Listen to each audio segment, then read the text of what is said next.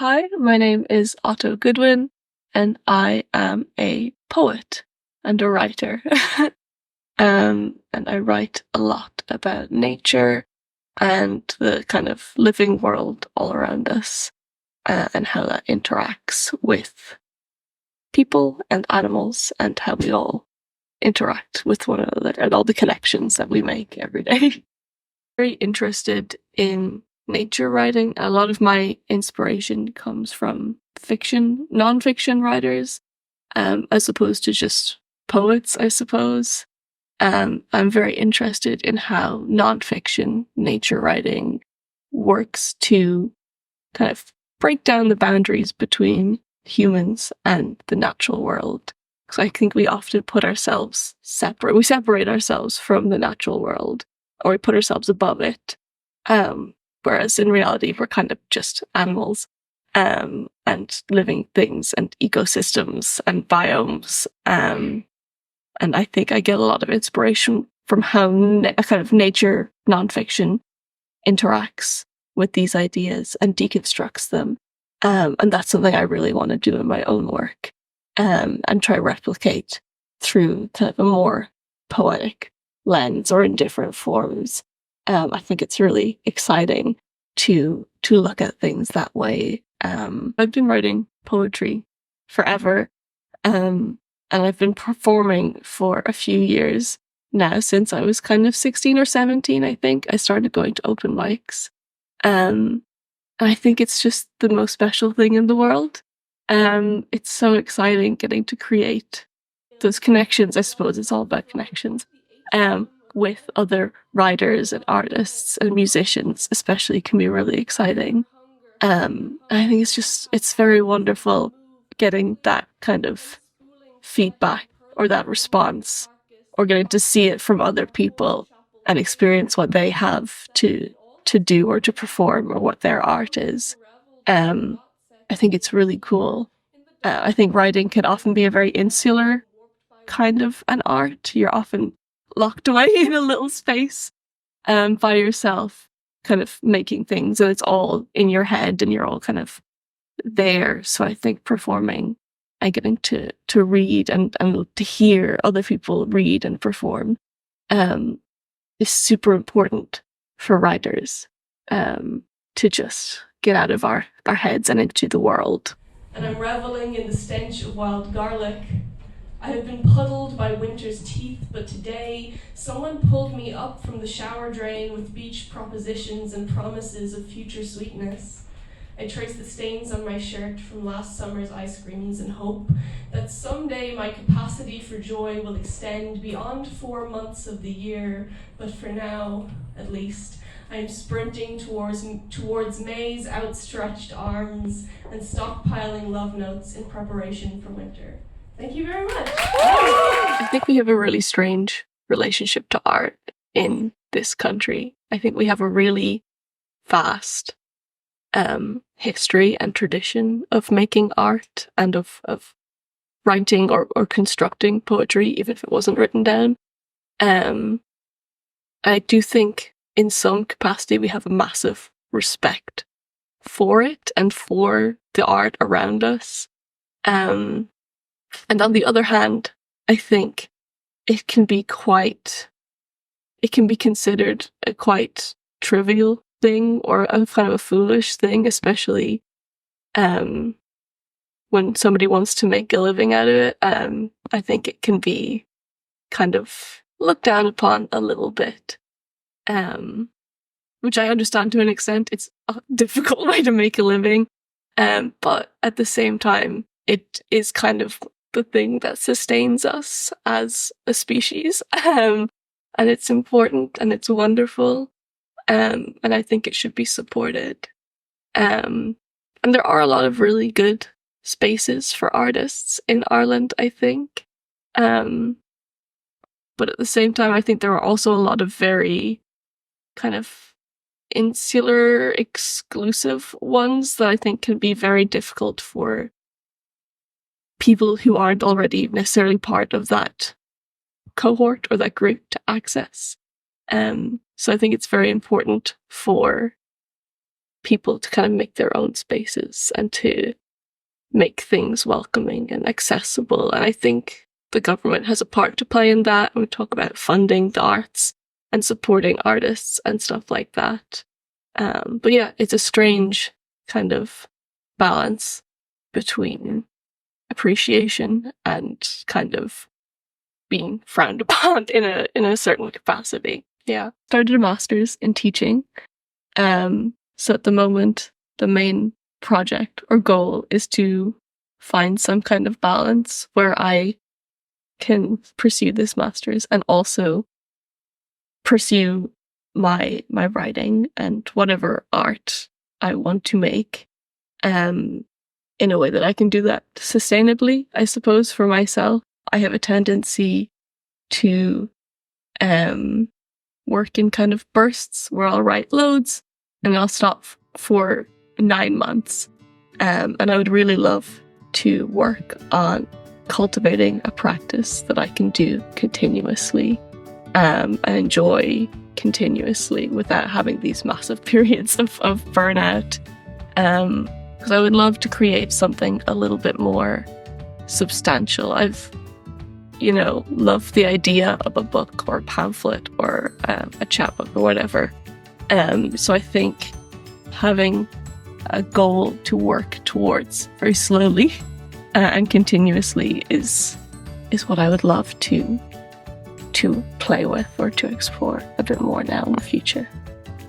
The way I usually write is I'll be reading something or thinking about something, and if I have a little tiny idea or a phrase or a word or anything, I'll write it usually at the top of the page here, and then I'll come back and expand it in these huge big blocks of text. So these are all the poems that I have written. And as you can see, it's written in a very prose format. I like to write like this. I think it helps just get everything out without being concerned with form or legibility. Because those are things that are really, really important to me. But when it comes to actually putting the words down, I need to just be focused on putting the words down. So I put everything down in blocks of text like this. And then later I can type it up and refine and format and do all the fun editing stuff, which helps. Ideas are really strange. I think often I will get very fixated on an idea, if it's something I've read about or an image that I'm thinking about, often to do with nature. I'm really kind of, I suppose, interested in the ocean and the coast and shorelines at the moment, and lighthouses, I suppose, is kind of an image that's big in my head at the moment. So I can do research, I'll read things, and I'll go online and I'll watch videos or films, and those will all fill the margins of whatever I'm trying to write, and I'll let that inform my language and my shapes and my forms that I'm playing with.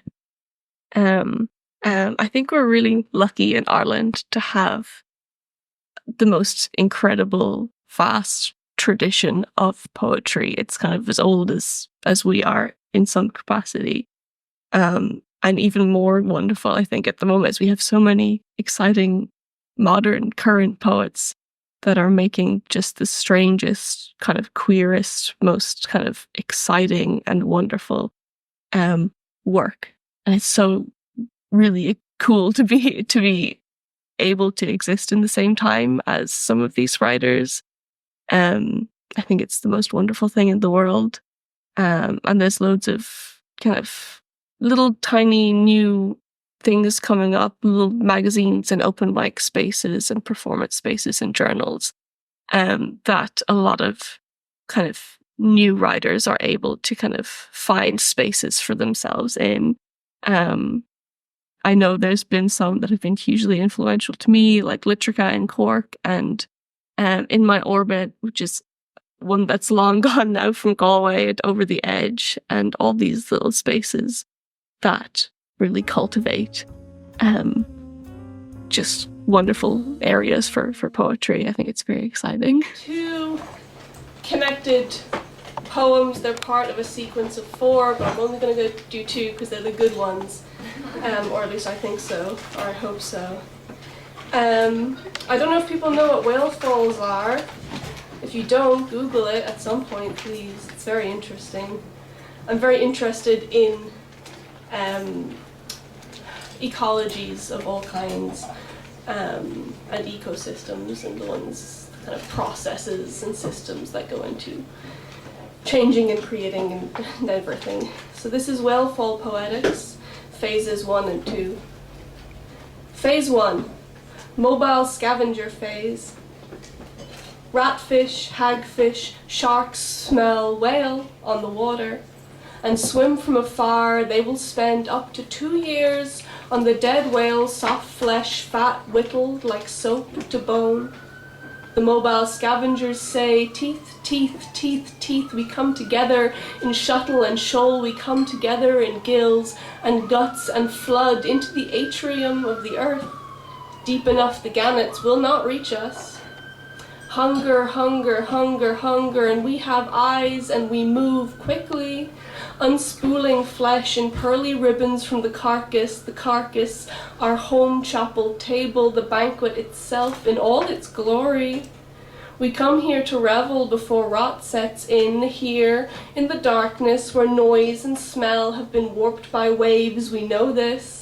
As we swarm like shepherds to the miracle, to the carcass, and we come in teeth, teeth, teeth, teeth, teeth, bearing no gifts other than our little bodies and hungry mouths, bearing no gift other than devotion to our cavernous God. Our praise is carnivorous, and this will sustain us for years.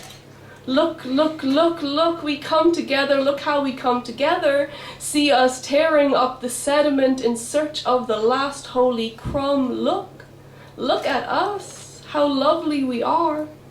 Phase 2, enrichment opportunist phase. The stage during which organically enriched sediments and exposed bones are colonized by dense assemblages of opportunistic polychaetes and crustaceans. This stage appears to begin in the organically enriched sediments surrounding the skeleton, but eventually includes the bone epifauna as well. We tumble in worm sand spirals, we clatter down the rib cage, our oyster siblings shuffling through the sand in gasps, in an exhale, in a flurry, a convulsion of gleaming calcite churning in this charming black broth, leaching lipids from bone. We are gnawing at calcium with teeth, teeth, teeth, teeth that are not teeth, exactly like stars pockmarked by unteeth.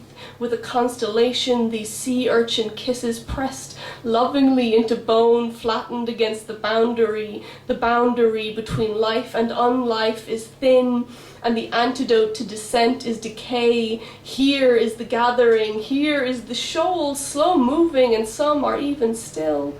We have learned how to thrive on morsels like dropped oars from feeders before us. We feast on the crumbs. We are tiny, and the pressure is immense. And we are all exoskeletons and sightless eyes. We feast until all we can eat has been devoured. Then we go our separate ways and are devoured also. Thank you very much for having me.